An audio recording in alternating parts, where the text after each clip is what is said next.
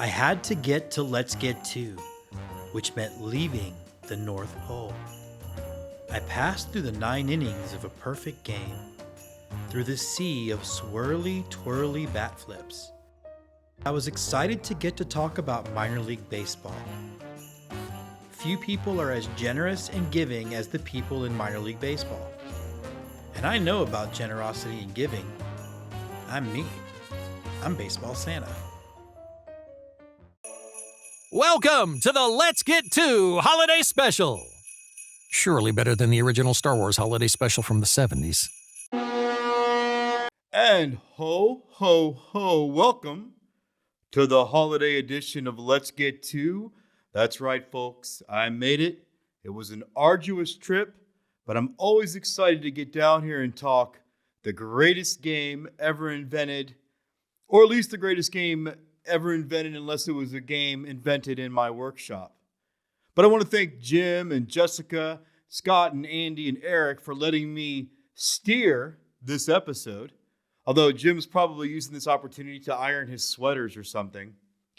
Really, that guy's got more Christmas sweaters than I do. And it's on brand for me. But no, this has been a great baseball season. Believe it or not, I do love the game. I get down to as many as I can. Sometimes I like to go when it's, baseball, the Christmas and July promotional nights. And sometimes I like to sneak down and just take in a game. But it's been a fun season. And I love that as the winter meetings just wrapped up, that so many baseball owners are finally getting with the way I do business. That is the spirit of giving. Now, we've gotten a lot of questions about the difference between baseball Santa and Santa Claus. And I'm going to break it down for you real easy. There is none. We're all sort of embodiments of the same spirit, that love of Christmas. And when it comes to me, it's also the love of baseball. And so if you ask me for something that's not baseball related, it's okay because you're also asking Santa Claus. Just like if you ask Santa Claus for another World Series win, it's like asking me, and we will both do our best to make those things happen. So again, we're different, but we're not. And I know that's confusing, but seeing isn't believing, believing is seeing. But again, it's been a very fun season, and I like to take in as many games as I can, especially when I'm having a hard time managing the elves.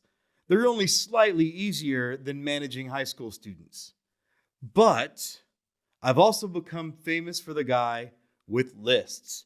And, well, I have brought my baseball naughty and nice list. And so I'll pretend to be David Letterman in his top 10 lists. And I recognize that half my audience doesn't know who that is. But here is this year's 2022 baseball naughty and nice list. Now, first up on the nice list is Albert Pujols.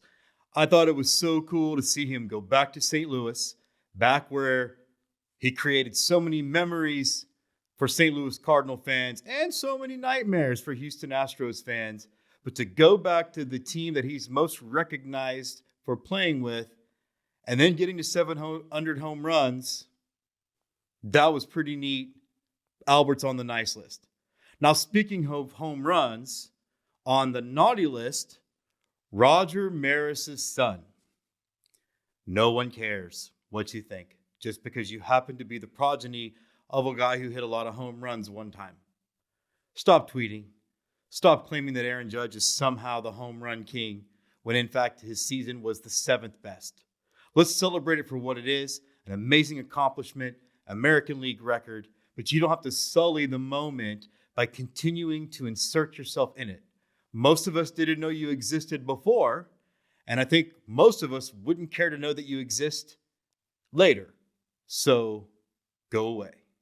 On the nice list, baseball teams do so much to celebrate and support community, but we're going to do a shout out to the Astros Foundation, who is always there for the city of Houston and the larger Astros fan base and the state of Texas, and honestly, all over the country by supporting people in need. And one of the cool things they did this year was having all of the relatives and survivors from the awful day in Uvalde out to a ball game. Not only do they raise money for that community, but providing a little bit of a break using the game of baseball. So kudos to the Astros Foundation. Now, on the naughty list, Joe Kelly. Always going to be on the naughty list, no matter what. All we need to know is that at least his career seems to be over, so he won't torment us anymore with his childish antics that somehow seem to get him celebrated. It's further proof that I might become busier at Christmas because it seems like we're all turning into grown-up children. On the nice list, Patrick Larson. If you follow his History of Hat videos, if you've had any interaction with this guy, you know he is one of the sweetest, most kind individuals in baseball Twitter. Pat, nice list for you. Naughty list, Bill Plaschke. Bill, no one thinks that the sign-stealing scandal from the Astros actually helped them win anything. Even your own paper doesn't think so. So I'd like you to follow the example that I gave for Roger Maris's son. Unless you're watching that weird game show on ESPN, no one knew who you were before. And so we appreciate the opportunity to not know who you are tomorrow. Please and thank you. Nice. Emily Nyman, who is one of the most popular people, not just in baseball Twitter, but Elf Twitter. But she's fun. She brings a good energy to the game. And we love seeing strong, empowered women go after some of the misogyny that unfortunately still remains in this sport. And I think she'd appreciate who she's paired up with on the naughty list, Rob Manfred. Now, this isn't just because last year he codified racism as saying, well, it's just a cultural thing that I can't get involved with. It seems to be every single decision this guy makes somehow, accidentally or on purpose, becomes bad for baseball. Bending the shift, Rob? Really? Nothing but coal for you, buddy. Now, the nice list. Someone that I'm going to definitely recruit to work with me at the North Pole, Joey Votto. All you have to do is Google him to see what a delightful person he is. He has been a good boy this year. We are fans of Joey Votto. And so, Joey, if you're watching this, first of all, please tell your friends. But if you're watching this, you definitely have a job in the North Pole when your playing career is over. But naughty list time. The Philly. Heard Orbit was better. We've tried. Jim has tried. We've tried to bury the and it just doesn't. Is Orbit a better? Until the Philly fanatic can truly meet us halfway. Naughty list. Now, the nice list, we have Emma Tiedemann, Steve Wendt, Rob Ford, and John Kocsis. These are all voices for baseball at different levels of the minor and major leagues, but they all have one thing in common. They care about the youth. And so they were able to take their time out of their day to visit with Jim's sports broadcasting class and help a new generation of the voices of this beautiful game figure out how to get started.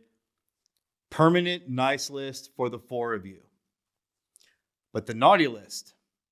Anyone who complains about whether Minute Maid Park's roof is open or closed, and then when they lose a game for getting what they wanted, blame that the other thing didn't happen. You lost. That's it. Naughty list. Now, it is the Christmas season, so we have come up with, in our workshop, 6 really cool, unique gifts for the baseball lover in your life. Number 1, a special remote that will allow you to watch any game on any network and not have blackout restrictions. Because believe it or not, even in the North Pole, I'm blocked out to see the Yankees, the Astros, and the Mariners. How does that work? I know that the Christmas spirit is everywhere, but give me a break. Baseball. The truest gift you could give is to allow people to watch the thing you actually want them to watch. Now, the second gift would be a special crystal ball, the kind of thing that the holder could see the future and see what their favorite minor league or summer league or indie team, all the merch they were going to release, so that way they could make smarter financial decisions. And that way Jim wouldn't have direct deposit to the Corpus Christi Hooks and Erie Seawolves. Just saying. The third gift that would be super cool would be a cameo from your favorite mascot. Though the no talking thing could end up being pretty weird. The next gift is this thing that I think Paul Caputo of Baseball by Design and Let's Get To would love. An unlimited free coupon for all you can eat ice cream sundae refills at any ballpark on the planet. That one's for you, Paul. And the last gift we're working on is a special mute button. It's the kind of gift that you can point at anyone and mute them if they're taking time out of their day to tell you that they think baseball's boring. We don't have time for that kind of negativity in our lives. But speaking of no negativity, let's go to Paul Caputo, again from Baseball by Design and the baseball fashion reporter for Let's Get To talk about some of the new brands that came out in November that could make really great stocking stuffers. Here's to you, Paul. All right, well, thank you, Santa Claus. I hope you're noticing, Santa, that I'm wearing my red El Paso Chihuahuas cap and my green Daytona Tortugas shirt in the spirit of the season, going full red and green here, even if it is via minor league baseball logos. Per my conversation with James before you and I got to speak here, albeit via Zoom, I wanted to let you know before I get to my Christmas wishes from you, I just wanted to go over a little bit of what I have been noticing for Logo-Vember. I wanted to talk about some of the highlights of Logo-Vember. Logo-Vember has been a little bit more subdued in recent years, partially because minor league baseball is sort of ramping back up after COVID-19 through a kink into things. But also because with Major League Baseball's takeover of minor league baseball, it's a much more drawn out process to actually do rebrands and introduce alternate identities. So Logo-Vember has not been quite the event that it has been in some years past. However, that notwithstanding, there have been some good ones. One of the ones that I really like is the Erie Seawolves Howling Dead logo. This is a logo that Dan Simon actually created more than 10 years ago, and the team actually shelved until just recently. They brought it back. It's a wolf skull, the Erie Seawolves wolf skull, and then they put a red outline around it in the shape of the wolf, and it's got it's got the glowing red eyes. It's pretty creepy. Awesome logo from Dan Simon. Really good one. The Charlotte Knights did a rebrand. They are now light blue to go with the rest of the professional teams in Charlotte, and so that was a pretty good rebrand. It was received fairly well. The Hudson Valley Renegades added a cider donuts alternate identity to celebrate that delicacy from that part of the country. And then the Northwoods League, the collegiate summer level Northwoods League, did the Minot Hot Tots in honor of Hot Dish, in honor of a famous, if you're in the upper Midwest anyway, a famous casserole that is called a hot dish that involves cheese and tater tots, as all great cuisine does. So those are kind of the highlights of Logo-Vember, except for one that I would say is my favorite of the new brands, the new full brands that came out in Logo-Vember. The Grand Junction Rockies. It's my favorite for a lot of reasons. The Grand Junction Rockies had been named for a while for their former parent club, the Colorado Rockies, and even 2 seasons after they lost their affiliation, they were still called the Grand Junction Rockies. That team finally rebranded as the Jackalopes, the Grand Junction Jackalopes. So they're in the Independent Pioneer League. They are named for the famous horned hare. It's actually antlers, not horns, but it is a rabbit. It's a mythological creature, and Grand Junction has claimed it as its own. They have this sort of purple brand still in keeping with the tradition from their previous Grand Junction Rockies identity. So it's a good brand. It's a fun new brand. They finally ditched their previous parent club's nickname. So it's a win all around. And the designer is Nathan Martinez, who is out here. He is a designer who works with the same ownership group that owns the Northern Colorado Owls with a Z, who will be moving into their new stadium just like 25 minutes away from where I live here in Fort Collins, Colorado. So that's my take on Logo-Vember. I also wanted to get my Christmas wish to you for the 2022 Christmas going into the 2023 baseball season. And being a Philadelphia Phillies fan, my wish is for 2 more wins in 2023. Let's get that World Series title. Congratulations to you, Jim, and your Astros on the World Series. Thanks for everything that you do. I've had fun being part of the show this year. And thanks to you, Santa, for those last 2 wins that the Phillies need to take home one more title in my lifetime. Happy holidays, everybody. And now let's take a quick tour around the rest of the baseball community to find out what some of our favorite fans and employees of baseball want from me for Christmas. My wish for Baseball Santa is more in-person baseball meetups. I've had a great time meeting so many wonderful people online, but I want to take it offline into the ballpark. So come on, Santa, let's make it happen.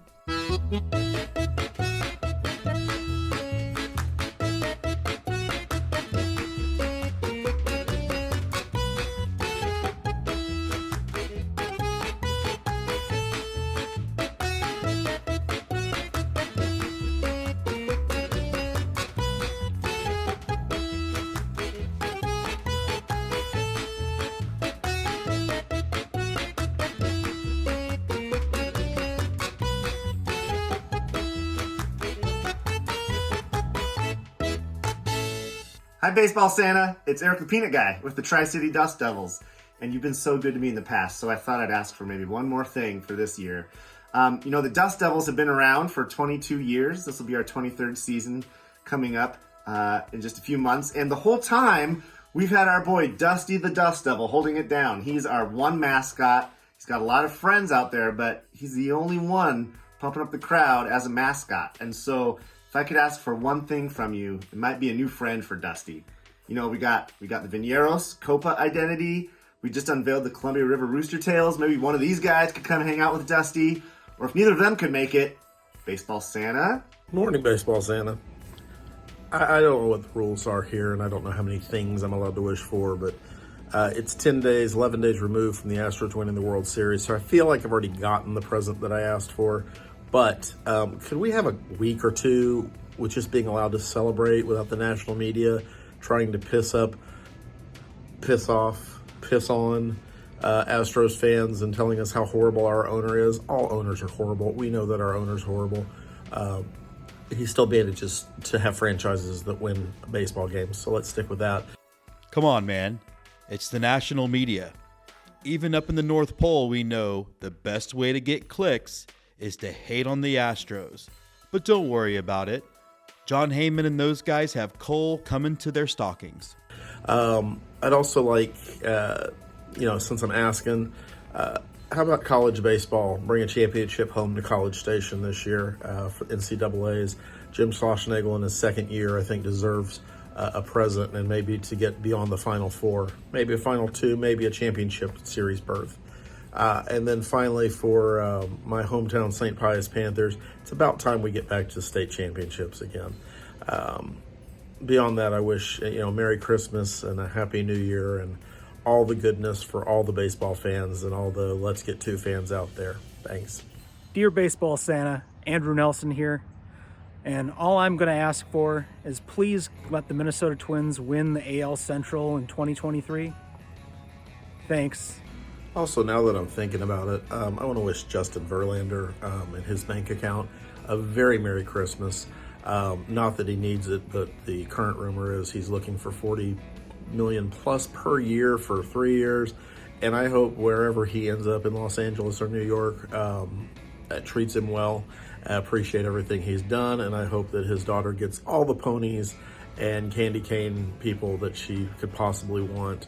And I hope Kate Upton finds new sweaters from whatever team she's going to start supporting. But wish you guys, the Verlander family, all the best. But, we'll see you in Houston a couple times a year. And JV signs with the Mets as the Mets begin to spend all the money. Steve Cohen must have been a very good boy. Thank you, Kate Upton and Justin Verlander, for everything you've meant to the city of Houston. Hey guys, it's Bailey. My wish for Baseball Santa is for Rizzo to come back to the Cubbies and maybe some new cleats for myself. Merry Christmas. Sorry, Bailey. Santa can only do so much. Rizzo signs with the Yankees. For my Baseball Santa wish, well, I wish I could see everybody's face next year in the big leagues, whether it's broadcasters or media members, the fans, when that pitch clock gets instituted. It's going to be a nightmare for everybody. We love it down in the minor leagues. It is certainly going to move some mountains in the big leagues. I think once everybody gets used to it, they'll love it, but it will certainly be a seismic shift in the game. So I just wish I could see everybody's face. Hey, it's John Kocsis from the Columbia Fireflies. I want to wish everyone a happy holiday season, but also I want to say my baseball wish for Santa. And a lot of people think that classic red bicycle, that's what you want to ask Santa for. I'm going to switch it up a little bit, but keep it the same in the same way. I want to ask Santa for the Columbia Fireflies' first cycle in franchise history. A single, double, triple, and home run by one player in a ball game. We haven't seen it yet. 2023 would be the best year to see it. Santa, can you come through for me? Hope so. Happy holidays, guys. Hi, Baseball Santa. Brian Arbor here from the Go-Go Astros podcast. And Baseball Santa, first of all, I want to say thank you, because last year I asked for the end of service time manipulation in the major leagues. And look, on opening day, we had players up like Bobby Witt Jr., Stephen Kwan, Spencer Turkelson, Jeremy Pena, great sign, and Julio Rodriguez.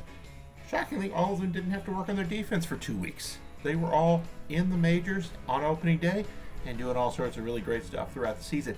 And then throughout the season, it didn't just stop on opening day. We got to see coming up late in the season prospects like Corbin Carroll, Gunnar Henderson, Oswald Peraza, Josh Young, and Hunter Brown for my Astros. Top prospects who made their major league debuts late in the season, and we expect to be on opening day rosters this year and not, waiting for something to happen. There seems to be some good incentives in this CBA for teams to play their best players and for us to see the best brand of baseball. So my request this year, Santa, is that keep up, that we see an end of service time manipulation in 2023 and it not just be some sort of fluke of 2022. I'll also make one more request here while I'm at it. Santa, there hasn't been a repeat winner of the World Series since the year 2000, and I like seeing my team win the World Series this year, and I'd like to see them win it again next year. So, Astros in 2023, can we do it, Baseball Santa? Please? Merry Christmas from Columbia, South Carolina. Baseball Santa, bring a championship home to Columbia. Carolina League Championship would mean a huge thing to this community and to this team, and I'd love it. That's what I want. That's my wish. Do your best to make it happen. Oh, and while you're at it, make sure Aaron Judge stays in New York and the Yankees win the World Series next year. That's not too much to ask for, is it? I just want baseball to be back.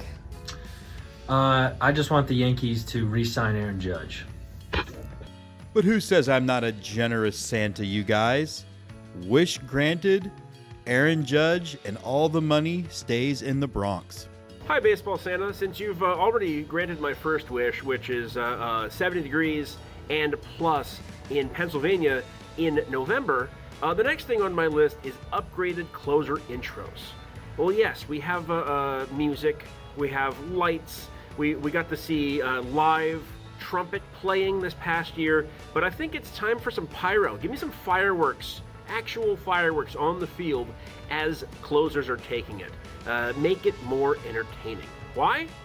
Why not? Dear Baseball Santa, Anthony Turnstile here. I've been a good boy all year long, and I just have one simple request. Please abolish the universal DH rule. I would like to see terrible National League pitchers trying to hit and trying to bunt again. Baseball was better when we had two different leagues. Other than that, if you want to give the clap to anybody on the MLB Rules Committee who helped institute the rule, that'd also be great. And Seguin River Monsters TCL Championship. Thanks, Santa. Dear Baseball Santa, Dutch Chattahoochee here. I only want one thing and one thing only, and that's for next year, my favorite team in the whole wide world, the Tampa Bay Rays, to bring home a World Series championship win. That's all I want, and I promise I won't do anything bad the whole year. Hey, for you Let's Get To viewers out there, I want you to know I'm a big Santa fan. And I've got a wish list, a small wish list for Santa for this coming season. First of all, I want one more summer from heaven. We had one last year. We had one rain out, and what a impact it had on our attendance. Record crowds. And we can do it back to back, Santa. Come on, we're counting on you. Next, We need an injury-free summer for our pitching staff. No Tommy Johns. Last year wasn't pretty. He made us work hard. We can do back-to-back. We need a full complement of host families in May. As everyone knows who's in this business, host families set the tone. They set the quality of life for our players. They are our glue. We'd love to have a full complement in May. More and more Swamp Bat alumni Santa in the big leagues. We had 3 this summer. We can do 3 or 4 or 5 more next year. These kids deserve that dream that they've been chasing. And so that's on you. We've done our part. Lastly, Santa, we want to continue to grow our presence in the Monadnock region. Our fans are everything to us. Hey, Baseball Santa. My wish for this year is for the minor league baseball Twitter community to continue to grow and to thrive, and that everyone has the opportunity to go out and experience the baseball game of their choosing for the 2023 season. We have such a special community, and I just want to see everyone doing well and thriving and having a great Christmas with their families and getting to enjoy baseball next season. Merry Christmas, everybody. Hey, Baseball Santa. It's your favorite Florida Big Mouth, the young professor. You remember me, right? The one who won the Best MC for 2022, the Dottie Award? Anyway, Santa, I think I've been a pretty good boy this year. I've had a lot of fun on the baseball diamond, all around the country. And I don't want to sound greedy, but if I could make any wish for next year, it would be to go more places, to thrill more fans, and to make more people's day. I had such a good time in 2022. I don't want this trip to end. And Baseball Santa, if you can make my wish come true, I'm going to bring the joy and the love of baseball to thousands of fans across the country, if you'll let me. Hi, everyone. Just want to say happy 200th episode of Let's Get To. Yeah. And also, what I want for Christmas is for Hal Steinbrenner to get some money in his stocking so he can buy some good players. And hopefully buy us another World Series. Boop, boop, boop. Yeah, you want some more money too for Hal, right? Yes. Merry Christmas, everyone, and Jim, happy 200th episode. Hi, this is Paul from Baseball Escape, and I'm here at beautiful Adams Field, home of the Quincy College Granite. This year from Baseball Santa, what I would like is to get to see a game with James Christopher and the team from Let's Get To. Merry Christmas, Happy Hanukkah, and Let's Get To.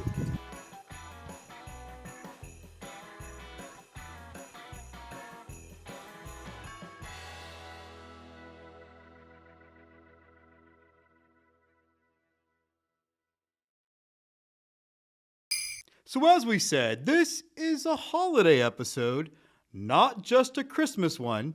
And if Baseball Santa is anything, he's inclusive. So let's go to JESS KNASTER to find out what we've got going on for Hanukkah this year. Well, thanks, Santa. And yeah, we are joined with JESS KNASTER, who's here to talk a little bit about Hanukkah this year. First of all, Jess, happy Hanukkah. We're dropping this on the first night of Hanukkah.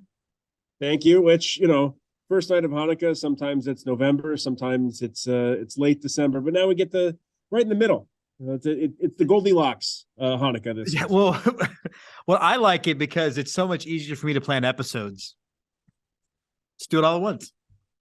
Absolutely. Well, and this year you get the rare occasion of Hanukkah and Christmas. The 8th night of Hanukkah is Christmas this year, so you can truly say happy holidays to somebody and have it mean what you want it to mean, or you can not know when Hanukkah is, and on Christmas Day you see somebody that's Jewish and you say happy Hanukkah and you will get it right.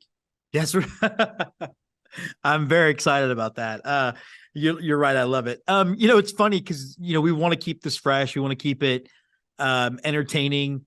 We do have a Jewish audience. We have other members of the team that are Jewish on the Let's Get To larger team. But you were like, I don't know what we're going to talk about. So, Jess, what are we going to talk about today?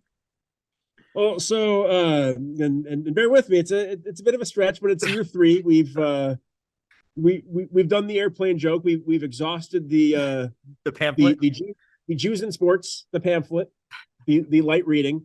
But so keeping in the theme of baseball, one thing that kind of ties Judaism as well as lots of other cultures and religions together with with family and whatnot. And then one of the big cultures of baseball is the food. There's a Jewish joke that says every Jewish holiday, for the most part, is they oppressed us, we fought back, let's eat. And so there's a large emphasis on food in Judaism, and that it's a kind of a cultural thing that binds generations. And Hanukkah certainly has that with a lot of fried food. Baseball, I think, is kind of exhibiting a renaissance, as it were, of concession items. That gone are the days of hot dogs and Polish sausages and popcorn and peanuts. And you eat at the ballpark because you need to eat. And it's kind of turned into nowadays you eat at the ballpark because the food's really good. Yeah, it really has changed. Like no more like dehydrated hot dogs. Yeah. Polish sausage that got packed into a metal containery thing on a guy's belly 4 hours ago, and it's only warm because it's 85 degrees outside. Right. But so that is kind of the avenue that I went this year. Fried foods mean a lot. Hanukkah, another joke about Hanukkah, it's the festival of lights. You celebrate the miracle of one night's worth of oil lasting for 8 nights. So to celebrate that, we take 8 nights worth of oil, fry stuff in it, and eat it on one night. So these are all fried items found at ballparks. In the year 2022 specifically, there are a lot of items that I wish I could have included from years past that are no longer a thing, or at least no longer verifiable via the internet. Unfortunately, this list will also read as a wish list for me, as I have had a chance to try very few of these items, and I like fried stuff. Yeah. So I did this kind of in the spirit. There's 8 nights worth. I kind of did it in the spirit of to get some culture into the episode along with fried food. The Hanukkah menorah has 9 arms, one for each of the nights, and then the one in the middle, usually, as shown, the one in the middle, it's higher than the others, it's taller than the others because it's the leader. You use that candle to light the others. And so in the same vein, in my mind, right around like the mid-90s was when ballpark food started to change, at least in my in my experiences. And this item comes from Candlestick Park back when it existed, and it is the Gilroy garlic fry. And as far as I know, it is the very first iteration of garlic fries. Gilroy, as a small town, is the garlic capital of the world. It's about 55, 60 miles south, like 70 miles south of San Francisco. Okay. But the garlic fries are the leader, the shamas, as it's called. It's what we're using to light everything else. Yes, and it led the way. If it wasn't for the Gilroy garlic fries, there would not be any of this other stuff. So on to night one, Yankee Stadium, deep fried avocado bites. Oh, weird. Just chunks of avocado in kind of a traditional crispy batter, fried up and served with a side of like spicy mayo. And as we go down this menu, it's also kind of built like an 8-course meal. Okay. So we'll start with the appetizers. That's night one. Night two, when you go to a Jewish deli, you often find a bowl of pickles on the table, just because like a palate cleanser as a starter. So these are 2 pickle items that I found. Pickle poutine at Rogers Center. It gets weird here. Bear with me. Fried pickle straws, cheese curds, bacon bits, and green onions. Okay, that's reasonable enough. The gravy is a peanut butter gravy. Oh. So it hits on every stereotype of, I guess, a pregnant craving. Every craving at once. I mean, that's my guess. I have not encountered very many pregnant women. Ladies, his name is JESS KNASTER. I'll provide his email if we need. Sorry.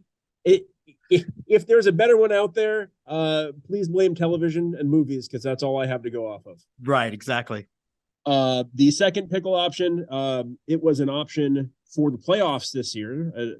Certainly hope it would come back, and it gives me a reason to come visit you down there at Minute Maid Park. Fried pickle nachos. Fried pickle. They were specifically a playoff menu item. Fried pickles topped with pastrami to kind of tie the Jewish deli, New York deli back in, and coriander coleslaw. Oh, that would be good, actually. I can see that. Yeah.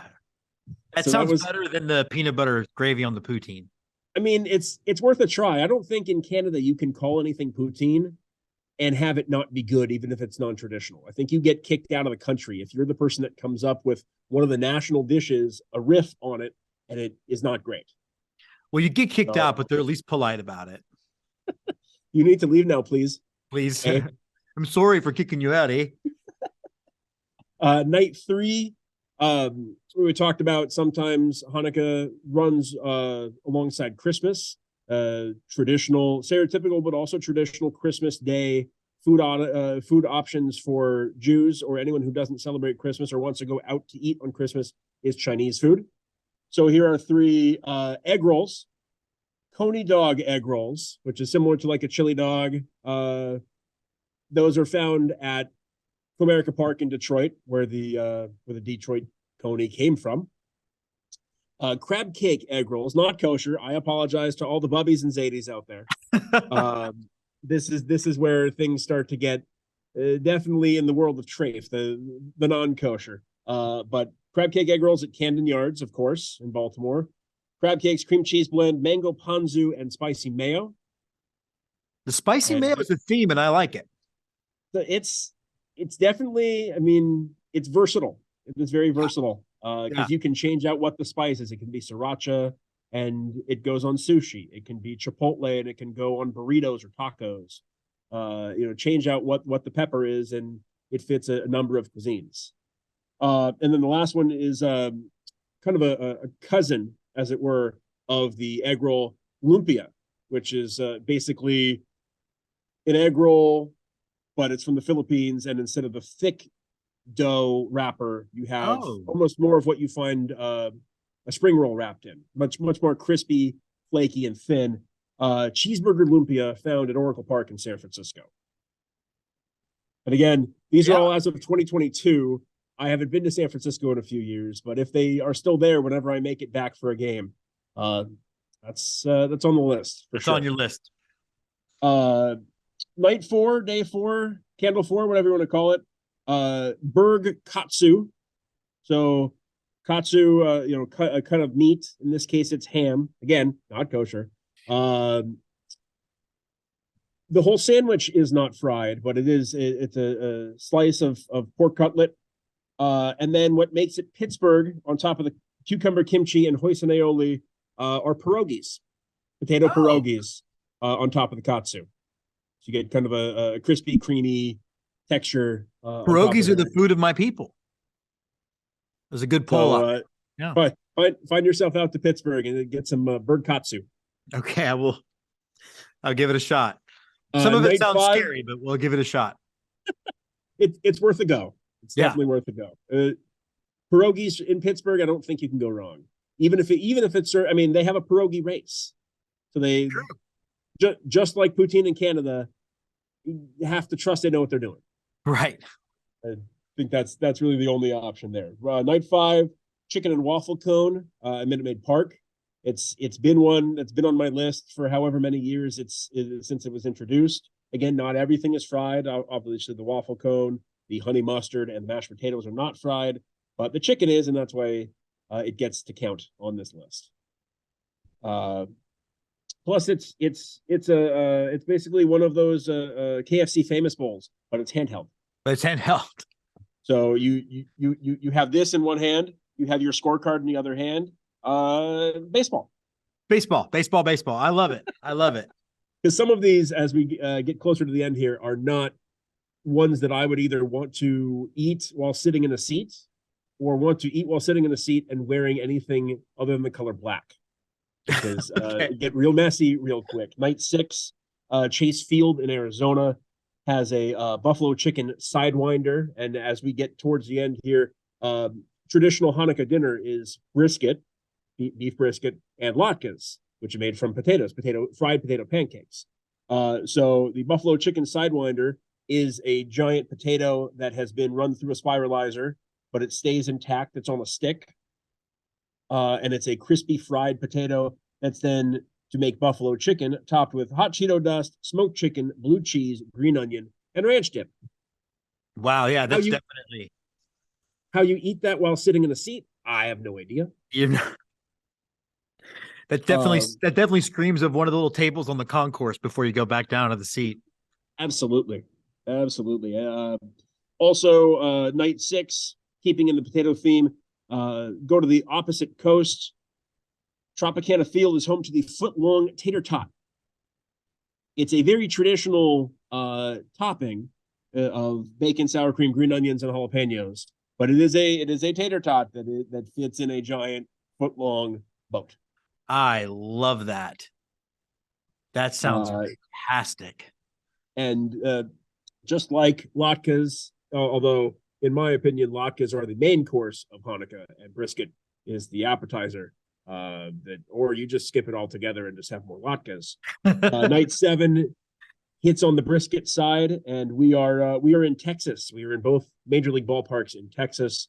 Globe Life Field had a chicken fried brisket sandwich, big hunk of brisket, battered fried, topped with pickles, red onions, and barbecue sauce. Doesn't sound terrible. No. I mean, I like brisket with all those other things as a sandwich. I like fried with all of those things. So why not fry the brisket? Right. And because we're in Texas and keeping along with that theme, back to Minute Maid Park, which if I ever get a chance to go to Minute Maid Park, I'm going to need a week and a lot of Alka-Seltzer. A cardiologist on speed dial. Yeah. Battered up brisket on a stick. This was okay. Well, there you go. Vouch for it. So hopefully it's yeah. If it's back next year and I'm not able to go there, please just live stream it.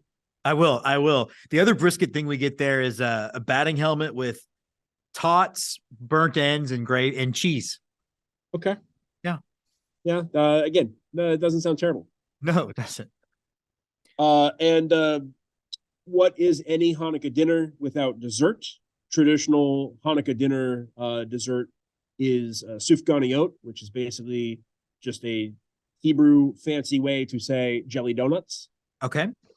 So the closest I could find to a jelly donut is a donut used as a hot dog bun for the churro dog at Chase Field, which is another item they've had for a few years. It's been one of their top sellers. They change out, they do like foot-long hot dogs of different kinds, and they change out what they do on a year-to-year basis. But the churro dog has endured. And it is a churro placed inside of a Long John, buttermilk bar if you're not from that part of the country, which until I lived in Midland, I did not know what a Long John was outside of things that I wear under pants when I'm really cold. Or pirates. Which I also didn't really know until I lived out here. Right. And then on top of the churro inside the donut bun, 3 scoops of vanilla ice cream, chocolate, and caramel sauce, and a heaping amount of whipped cream.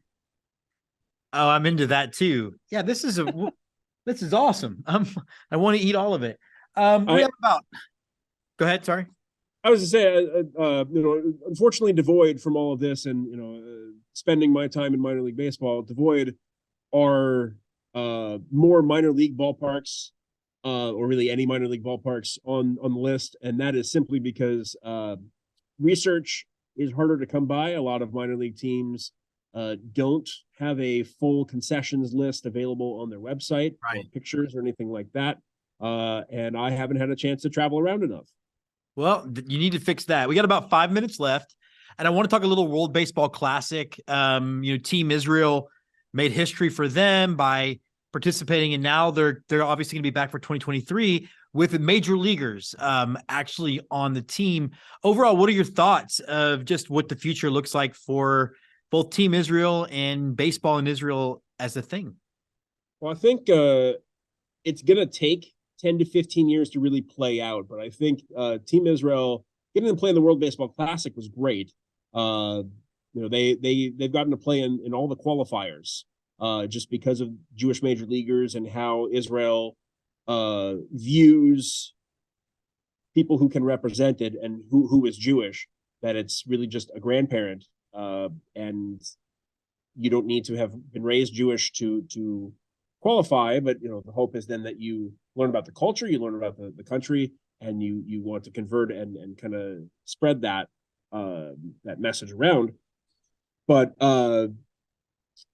I think just as the World Baseball Classic helped to spawn a young generation of Israeli baseball players, including last year when two American Orthodox Jews were drafted in the Major League Baseball draft, one of which was drafted by the Nationals, but he was out of high school and he ended up going to college to get his education, and maybe will play in a few years after he graduates. Yeah.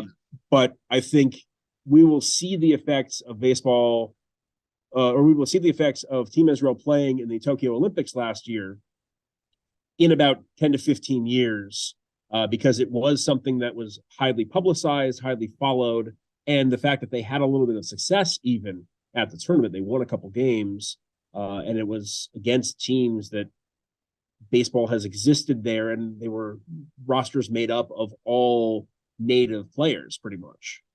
That we'll see the development of that. It's very young baseball in Israel, and it has an uphill battle for sure because soccer is huge, right?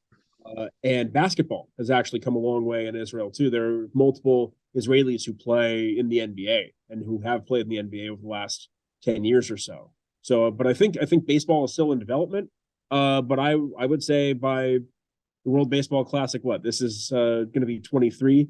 So World Baseball Classic, maybe 2043, you might see a roster that is almost all Israelis potentially. That would be great for the game. And I still think they have the best hat in the World Baseball Classic. He is JESS KNASTER. Jess, to you and Lindsay from Jessica and I and the whole team, happy Hanukkah. Like I said, we're going to drop this. We'll drop this on the first night on December 18th. So until then, we'll continue to keep in touch via text message. We can do that. We have that. And now let's head back out to Jim and John Kocsis of the Columbia Fireflies, who's been a very good boy this year by creating what will be a great gift for the baseball lover in your life. This is something even the elves couldn't have pulled off.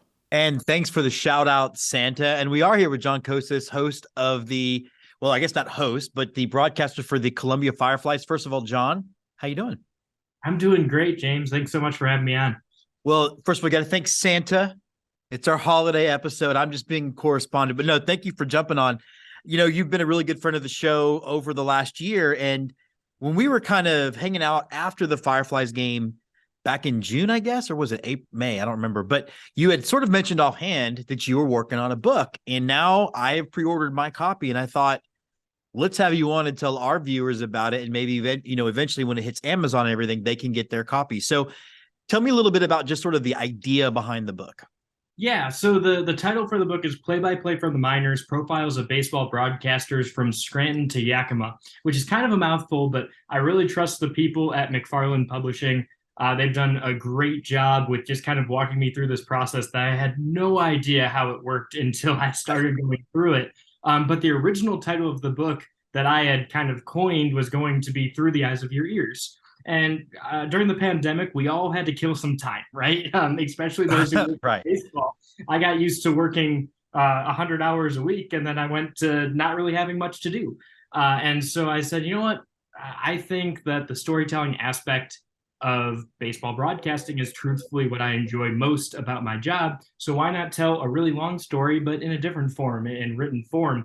And let's tell about kind of what the life of a broadcaster is like. I can't tell you how many students reach out to me every year, and how many people say like, hey man, your job's super cool. Can you tell me more about it if I'm sitting at a bar stool in a random town? So I collected, I believe it's 14 different broadcaster stories and told them all chapter by chapter, from like where they grew up, what type of town it was, who they were fans of, and how that blossomed into a career in baseball broadcasting.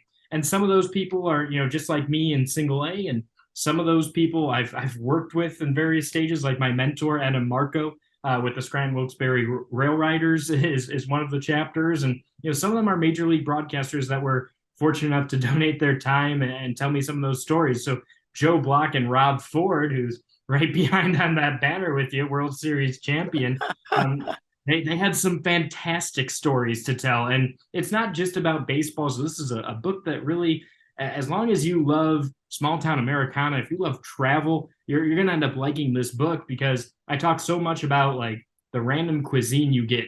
Some people talk about a little apple pie that they bought in Fort Wayne, Indiana, at a diner called Cindy's Diner. Mm-hmm. One person talks about a bar called the Slip and Dip Lounge in middle of nowhere, Great Falls, Montana. But after doing some digging, some research, it was ranked as one of the top 10 bars in America by GQ a couple years ago. It's been featured on CBS Sunday Morning. Who would have thought Montana would have had that, right? Right. We've got travel stories about sitting on a bus, right? You travel on a bus 20 times a year, and you're traveling multiple states, it's going to break down. So we've got just different people talking about getting trapped at airports or stuck on the side of the road, changing a tire, bus breaks down, whatever it might be. And then naturally, like great player stories. One guy in the book had the opportunity to see both Vlad Sr. and Vlad Jr. play for minor league teams before they got big. And he talked about just the difference in hype, right? Like in the 1990s or late 1980s, Vlad Guerrero Sr. was kind of an unknown until he became a major leaguer. But Vlad Guerrero Jr. was the first next superstar that they were able to kind of use visual aid for with the video from MILB TV and just kind of super hype up before he got up to Toronto. So just kind of cool to see those different things that are an enigma in baseball. And then last but certainly not least, what you guys kind of do really well with at your podcast, it's talking about promotions, right? So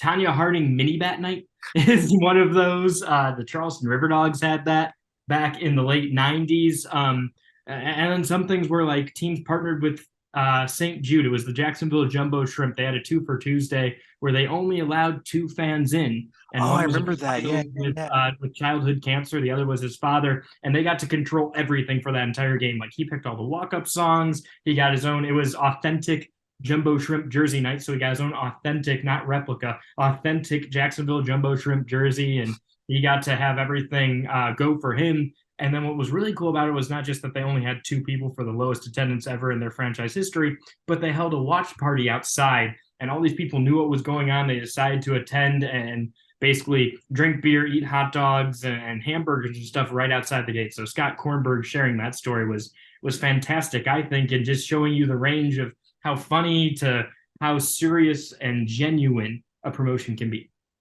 Yeah, the Jacksonville thing was one of the best stories. I think it was at 18 maybe or 19. It was one of the best stories to come out of baseball at that time. First of all, I do have to commend you because I too had a post-pandemic goal of to lose 20 pounds, and I didn't do that. So congrats on at least getting yours done. I'm a screenwriter by trade, and we make the joke that a screenplay is never finished. It's only abandoned. Tell me about that process in the book. Like, how did you know, okay, I think it's done? Or are you the kind of, I guess you can't now at this point, you can't change it. So when did you feel like, all right, I think it's ready to be submitted and published? So it's funny. I looked up a bunch of things because I had no idea. Like I kind of went in blind. It was like 2 a.m. one night and I was like, wow, this idea popped in my head. I think this is going to be a great idea. And so I wrote an introduction. And I was like, this is what the book is going to be. And then I wrote a bunch of goals to myself. Like I wanted to interview the first person by this date. And I contacted Jesse Goldberg Strassler a week before that date. And I was like, hey, would you like to interview for this? And he was kind enough to do that. So I met that goal. And I said, I just kept setting goals and saying, like, if I don't have 30,000 words by this date, then I'm calling it quits. Like I gave myself all these opportunities to kind of let it go. But the more people I got involved and the more people that agreed to donate their time, their stories, etc., I said, you know what, I got to make this happen. So a bunch of the articles I read said that 70,000 to 80,000 word range is great for a first-time novel, or nonfiction book rather. And so I said, okay, we're going to go 70,000 words. That seems fair. And wherever I get to at about 70,000 words, that's what the book's going to be. And I had like rough goals, like 5 to 10,000 words per chapter type things. And so I had an idea of how many interviews I wanted to do. But then I needed to find a publisher or an agent. So I wrote the entire book. I stopped. I said, this is great. And then I started emailing people copies of it and things of that nature. Eventually, McFarland picks me up and they go, hey, can you add another 10,000 words to this? So I thought I was done. I had to add 2 more interviews. So fortunately, I was able to contact Emma Tiedemann and Alex Cohen, and we chatted and added them to the book. And honestly, both of them were fantastic chapters. And Emma and I started at the same time in the same league. I was in West Virginia. She was in Lexington. So we got to play each other 25 times a year. Like, it wasn't a matter of I didn't reach out to her initially because I thought that she wouldn't be a good fit. It was just more, I didn't want all the stories to be from the South Atlantic League initially. So I was contacting people I didn't know or people who had broadcasted 10, 15 years ago because I wanted just a wide variance of how minor league baseball has changed and adapted. Well, we are very good friends with Emma Tiedemann on the show, and we are anything's better when Emma's involved. So I'm glad she got to be in it. But that does lead to my next question then. I'm guessing, like, were there any interviews that you did with any individual that you just thought this isn't going to make the book? Or did everybody you contact end up getting into the book? So I had a list of like 40 people I reached out to, and 20 of them were like very interested. And then we actually were able to set time with like every single person that I set time with made the book. Okay. I mean, you sit down with a broadcaster for an hour, and one of my requirements was that they spent multiple years in baseball or they were a lead for at least a year type thing. And then I wanted people who had traveled before because of how much travel aspect I had in it. So, I mean, if you spend 1 year or 2 years in baseball, you're going to have a bus ride story. You're going to have a favorite thing that you never heard of before you traveled to some random place. So everyone had fantastic stories. And the bigger thing that I had was more of, how do I condense down these hour to hour and a half interviews into 15 to 20 pages? Right. Yeah, I can imagine that because you also have to worry about, you know, I use my own experience when you cut an actor down in a film and they don't know that they're getting cut down, and then they see it and they're like, so hopefully you didn't deal with much of that. Well, before we kind of get to the logistics of how people can get their hands on the book, what about you? What is something that you saw randomly on your trip and or in your career in minor league baseball that you would have included in the book had you been interviewed? So I actually did the first chapter to introduce myself. So my stories are in the book. Okay. And my favorite stories that are my stories would be my second year in West Virginia. So 2018, I think, we had someone break into our clubhouse, like a homeless man broke into our clubhouse and stole a bunch of stuff. And if you've ever been to Appalachian Power Park, which I think you guys did this year, yeah, there are train tracks right beyond center field. So this guy went into the clubhouse, took a bunch of stuff, and then tried to sell it at those train tracks while wearing the hitting coach's West Virginia Power jersey. And cops eventually saw, and they said, yo, like, this is a big red flag. Let's arrest this guy. Let's make sure we can return as much of this as possible. And he took his mugshot picture in a West Virginia Power jersey. And I can't remember if it was Deadspin or Barstool or whatever one of those online organizations saw it. And they tweeted it and they wrote a story on it, and it went viral. So we had all these people calling our front office. This was like a Friday night. And we said, okay, we've got 2 options. We can try and distance ourselves from this, or we can lean into it. We were starting a homestand on that Monday. So we said, all right, Monday was Family Buck Night. We sold tickets for $1 for general admission, $3 for box seats. And they were rough nights. Like 300 people would be a good Monday night in West Virginia at that time. So we decided if you bring in a celebrity's mugshot, a friend's mugshot, your own mugshot, we don't care. If you bring in a mugshot, we're going to give you a free ticket to the game. And we figured at that point, maybe we'll make some money off of food and beverage. What we didn't realize was that we were going to have 70 people bring in mugshots, whether that's like OJ Simpson or like there were a bunch of people who were like, yeah, I got this one because I was doing something silly or something when I was 19 years old. But you're like, here's mine. And then to dress up the concourse, we put like clotheslines with different mugshots kind of on the clothesline with little pics and stuff like that. We played songs that were all like Jailhouse Rock or into it. And we even had a game that was like, did they get arrested or not? And it would put like Martha Stewart next to Snoop Dogg. And it was like, you had to guess that Martha Stewart was arrested, but not Snoop Dogg to advance through the game. So we leaned heavy into it. And that was one of my favorite quirky minor league baseball promotional nights that I had actually been a part of. And I just thought that type of creativity to get, 70 people out of 300, that's almost a quarter of your fan base on a Monday night ended up coming in addition to the normal people. So it brought people in and it was just fun. That's the most minor league baseball thing I've ever heard. All right. So how can people, we're entering the Christmas time. And I know like a lot of times people might just do a gift, even if it's not out yet, they can pre-order or whatever. How can people start to get their hands on it? And then where do you think people will how wide will the distribution go for the book?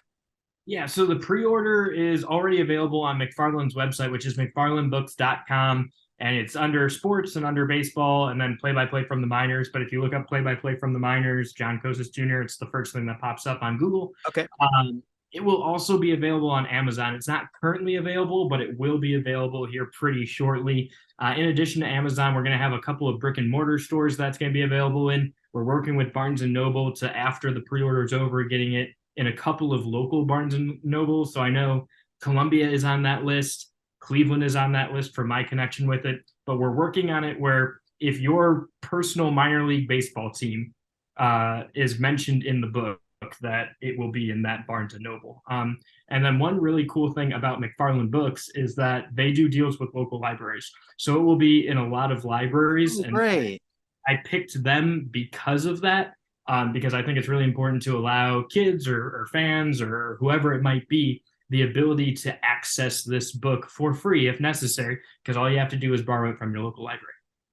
That is great. Okay, well, now I'm going to ask you the most high-pressure question of the interview as we get out of here. What's next? Is there another book? Is there another, you've always got to have one more in the drawer. So have you thought about it at all? Or are you still getting used to being back full-time with the Fireflies? Yeah, I'm still trying to work on this book because we're still not completely finalized with it. Whenever it comes out in February through July, it's just spring 2023. Whenever it gets released, after that kind of influx of things happening from marketing and book signings and things of that nature, I'll probably make the full decision. I'll say I'm not opposed to writing another book, and I think if I were to do another one, rather than focusing on broadcasters, I would keep it baseball centric, but maybe I'd make a book about like the best minor league starting pitchers in a year and tell their personal stories rather than just their statistical stories. Sure. It might be something that's really cool. But that one I'd have to work a lot more in depth with Major League Baseball and some other things. So certainly would consider writing another book, but for now, I want to make sure that I do this one right and finish strong with it. Well, John, thanks so much for jumping on Let's Get To, and we'll put the links that we have now in the descriptions of this interview. But until then, have a great holiday. Yeah, thanks so much for having me, and I hope you have a happy and healthy New Year too. All right, and I'm also going to put you on the stop. And now, on to close it out, the right-hander from the North Pole. He's got a filthy curveball and a filthy snowball, Kris Kringle. So that does wrap up the holiday special of Let's Get To for our 2022 season. I again want to thank Jim and Jess and all the members of the Let's Get To staff for letting me come in and do this episode. This truly is one of the highlights of my year. Now, everyone in minor league baseball, you've all been such good boys and girls that I really do hope that Baseball Santa, give you everything you want for Christmas for next year's baseball season. But it is time for me to get back to work to make all of your 2023 baseball dreams come true. So until next time, put your head on your pillow for a long winter's nap. Dream of sugar plums, Cracker Jack, and baseball being back before you know it. Because when it comes to baseball Santas, one is great, but hey, let's get two. Ho, ho, ho. Let's Get Two is presented by Twitchy Dolphin Media. Executive produced by Jessica Jedgetts. Produced by Andy Tomcheson, Scott McIntyre, and James Christopher. Associate producers Andrew Nelson, Timothy Jedgetts, and Jess Knaster. Music by Andy Bertelson, Grace Usselman, and On Holiday. All content created by Let's Get Two is the sole property of Twitchy Dolphin Media.